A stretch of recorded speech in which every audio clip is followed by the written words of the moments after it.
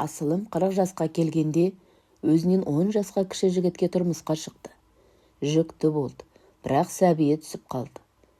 Осыдан кейін Асылым бала көтере алмады.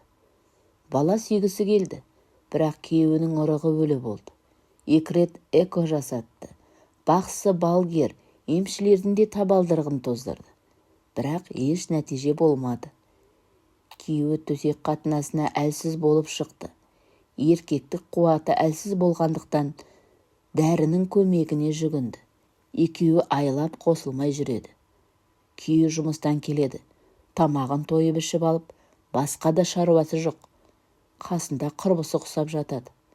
Осылайша арада 6 жыл өтіпті. Асылымның жасы 50-ді алқымдап қалды. Не бала жоқ. Күйеу дейін десе күйеу емес. Кінә күйеуімнен болса, мен неге азап шегуім керек деп ойлаған Асылым күйеуіне ажырасайық деп ұсыныс жасады. Күйеуі еш қарсылықсыз келісті. Сөйтіп күйеуімен ажырасып кетті. Асылымның күйеуімен ажырасқанын анасы мен әпкесі құптамады. Жасың болса 50-ге келді.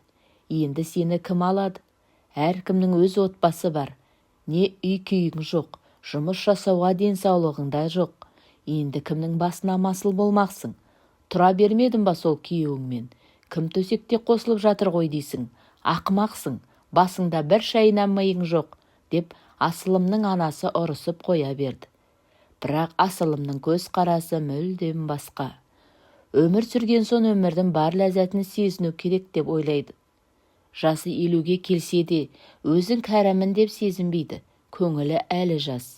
Бірде Асылым Тараз қаласынан Алматыға пойызбен келе жатып, өзінен 6 жас кіші жігітпен танысты. Пойыздан түскен екеуі мейрамханаға келді. Ішімдікке масайған Асылымның көңілі әлгі жас жігітке кете бастады. Мұны сезген жігіт қылмыңдап оңаша жерге баруды ұсынды. Осылайша екеуі қонақ үйге келді. Мейрамханада ішіп жегендерін, қонақ үй ақысын бәрін Асылым өзі төледі. Еркекке құмартқан Асылым бақыттан басын жоғалтты. Әлгі жігіт қонақ үйге тағы бір жігітті шақырып алды. Басқа жігітті шақырып алғаны Асылымға мүлдем ұнамады. Екеуіне бөлмені босатуларын бұйырды. Бірақ жігіттер бөлмеден шығатын емес. Асылым полиция шақырамын деп оқталған еді. Әлгі 2 жігіт қолындағы телефонын тартып алды. Өзін соққыға жығып зорлап кетті. Алтындарын, қымбат телефонын, әмиянындағы қомақы ақшасын бәрін тонап кетті.